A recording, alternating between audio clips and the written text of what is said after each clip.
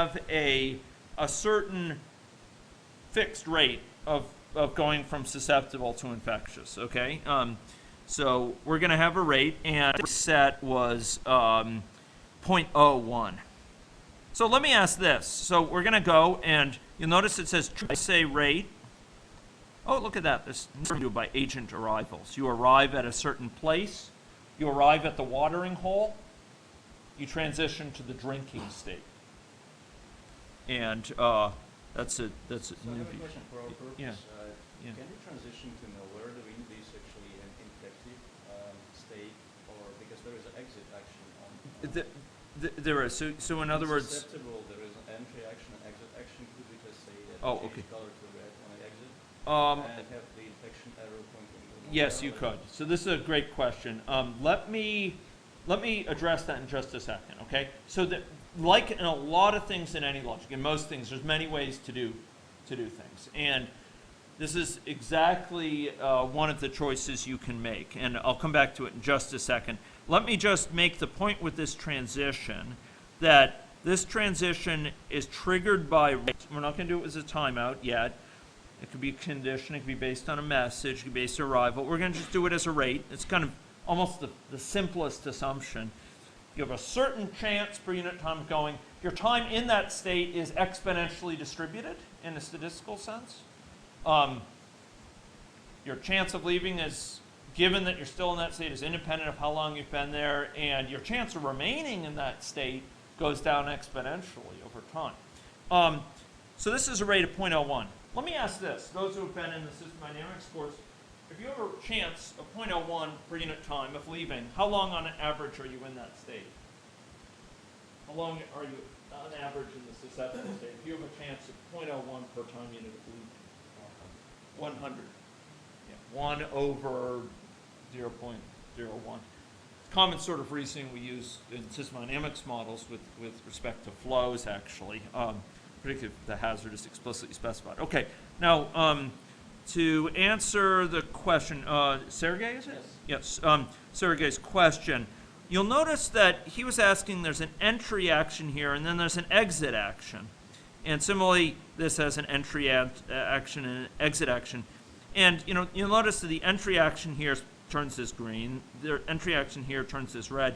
And I think he was asking, couldn't we have just made the action to turn red associated with this transition? So we could have made, when this transition fires, perform this action, turn red.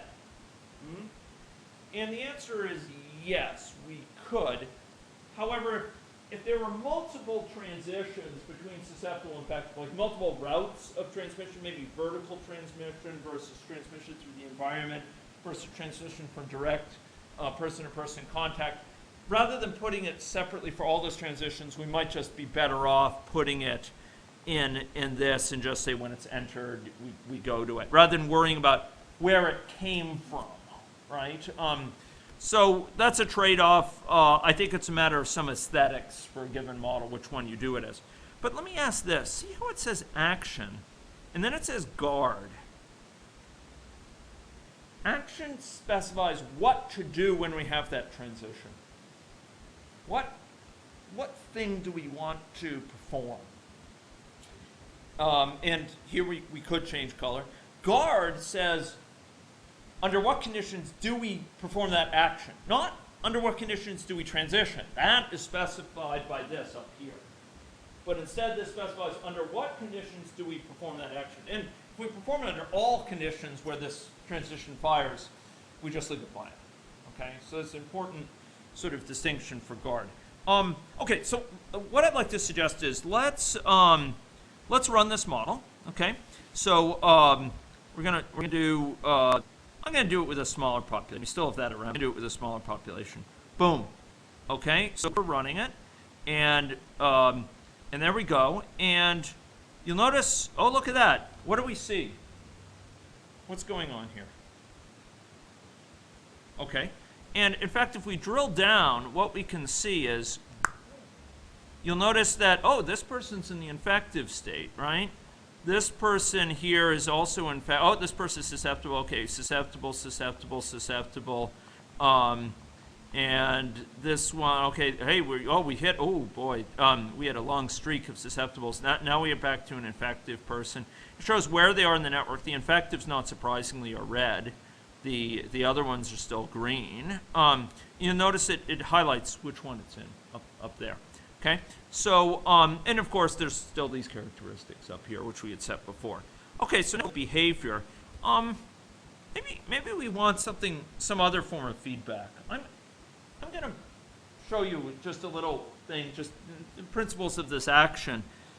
Sergey has triggered some desire to illustrate triggering. So in action, I'm going to put in a thing that says trace ln, and I'm going to say I got infected. This is actually going to put a message out. And I'm going to do more than that.